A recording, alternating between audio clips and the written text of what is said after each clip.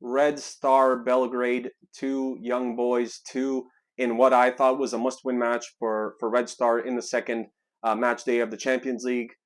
Just to kind of rewind back, lost 3-1 to Manchester City after being up 1-0 at halftime, concede a goal right after halftime, which is exactly what happened in this match as well.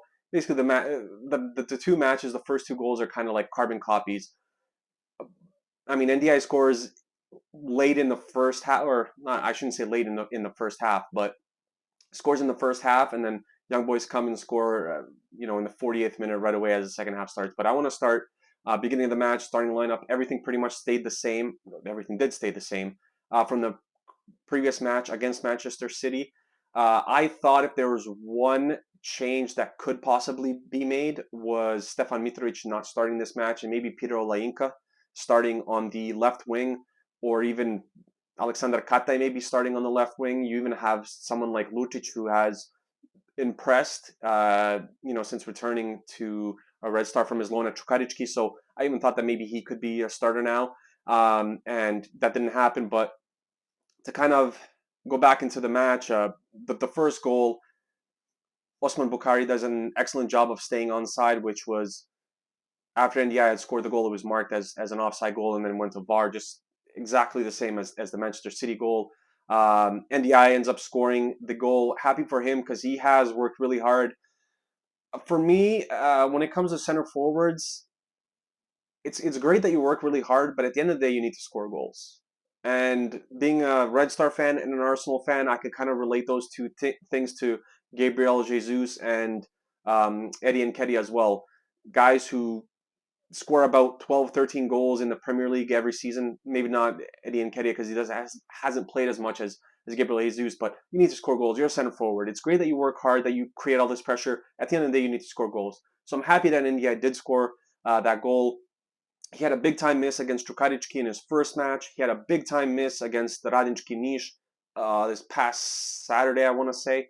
Another goal that he should have scored. Fortunately enough for us, we won 1-0. But excellent goal, excellent work by Osman Bukhari, who has been Red Star's best player throughout the first two matches. I think hands down, goal in the first match. I'm going to get to his goal in the second match and the assist that he just created. He just creates a lot of havoc with his speed. He uses his speed so well.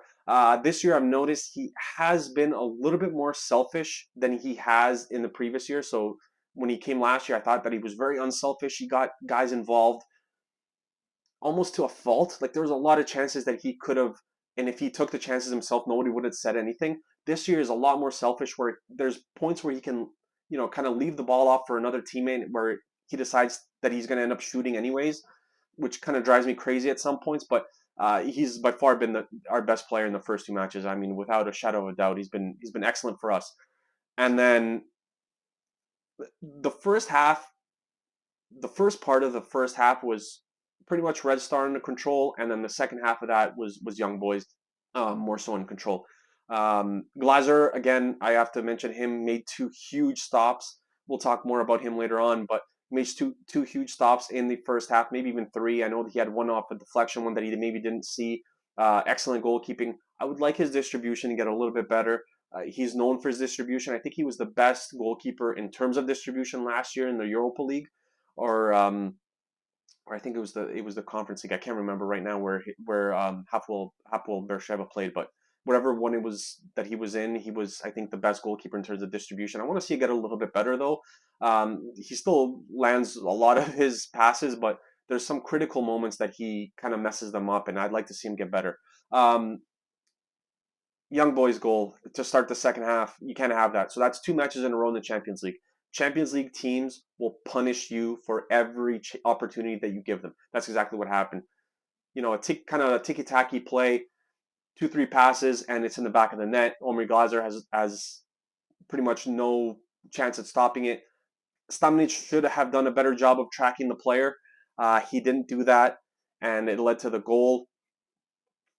A few minutes after that, penalty, unfortunate. Jiga got his hand up, and it just hit his hand, and it's a clear-cut penalty. I mean, and I have to point out the referees. I usually don't like bringing up referees. Stuff like that you have to see happen live. I mean, it's great that VAR is here. We saw what happened with Liverpool and Tottenham, which is absolutely embarrassing. I think that's the most embarrassing moment that we've had since VAR has been in play. Like, there's no excuses of this being a Euro Cup or World Cup, or maybe there's match officials in the VAR room who have accents, or maybe you don't understand their English. I mean, these are both English referees, officials. You have to get on the right page, and to screw someone out of a goal like that was crazy. And I think it's great that they end up getting the call right, but it's something that you have to be able to see that live. It clearly hits his hand.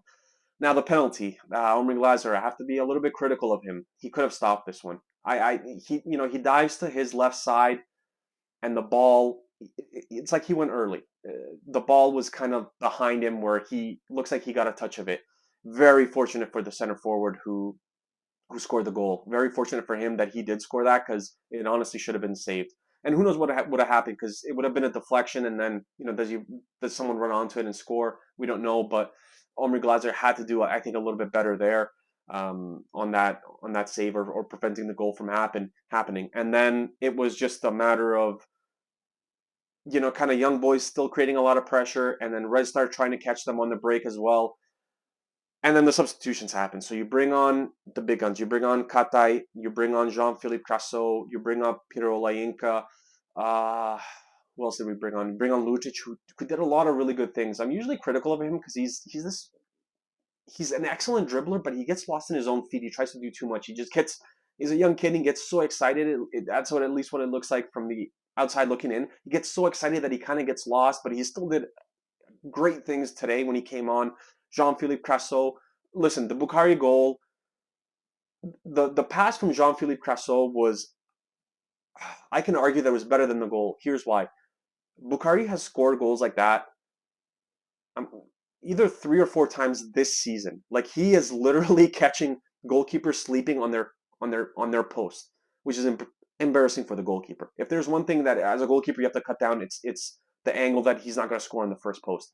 Excellent goal. I didn't honestly see it until the announcers started yelling that it was in, because it was just it was so quick, and I thought it kind of went behind the net, and then it shook the mesh or something like that.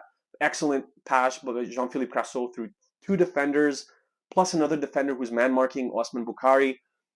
And like I said, he just slotted it perfectly. So that's 2 goals and assists in the first 2 matches. I'm honestly surprised that he is still on the team, Osman Bukhari. I thought he was going to leave in the summer. There was an unnamed French club, I believe it was a French club, that was interested in him. The deal didn't get done. Wouldn't be surprised if he leaves in the winter. There's no way he's staying past the summer. I really don't think that he's staying past the summer. Alexander Katai, excellent cameo from him. You could tell that he hasn't played a lot of football this season. There's 2 or 3 chances that he had that he should have buried. I mean, there was a header that he had from about 4 or 5 yards out. If he got a little bit more whip on it, back of the net. The last chance of the match as well, he kind of hit it first time and it went by the post. If that's Katai, who's in form, who's playing matches, who's playing 70, 80 minutes a match, he's scoring those goals. It's as simple as that. Bukhari again, causing havoc in, like, I think the 93rd, 4th minute, where he laid the ball off to Olainka, who tried to kind of lob the goalkeeper. Thankfully, Olainka was offside, because it was definitely not the right decision from Peter Olainka to make. Hwang In-boom, I thought his set pieces were excellent in the last, I want to say 10 minutes or so of the match. Actually more, maybe 15, because we had a lot of corner kicks and a lot of free kicks. I thought that they were excellent. Very well placed balls. Gave the goalkeeper a lot of trouble. Gave the defenders a lot of trouble. And I think he's been an excellent pickup. And you could tell that he sees his quality. You can see his quality showing on the pitch. What he does a lot that I'm kind of weary of, he tries to dribble in his own close to his 18-yard box. So he's got to make sure that he completes the dribbles. Otherwise, if he gets stripped, it's a chance for the opposition where they can easily score a goal. But disappointed with the result. I have to say that these are the 3 points that we had to have. Young boys at home, you had to get the 3 points from. Now you're gonna have to do it away when we play them in Switzerland. You have to get those 3 points, and that only leave us at 4. Man City won today, I believe 3-1. So there's points that we need to get, but backline we kind of need to figure some things out as well. Mention this quickly. We're using Srđan Mijalović as a right back.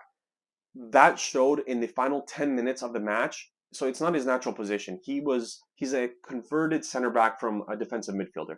So basically, we've been using him as a right back in the last two matches, and maybe even in the domestic league. We use him as a right back, which is a new position to him. So now that he has the ball in crucial times of the match, it's not really his thing that where he's kind of looking for a cross from at least that position. He's not used to the position. So him looking for a cross is just when he has the ball in his feet, I kind of get scared, and we needed a goal late. Like, what's he going to do with the ball? And two or three times he made the wrong decision. I don't put that on him. Like, he's honestly trying his best, and he's done an excellent job for us filling in at that position. One thing I'll say is Lazar Nikolic and Alex Vigo are both right backs. Neither of them were called up to the or neither of them made the Champions League squad. Now, it's easy to say, well, if you're bringing them in, who are you going to that's always the question. If you're bringing them in, who would you leave out? I mean, very difficult question.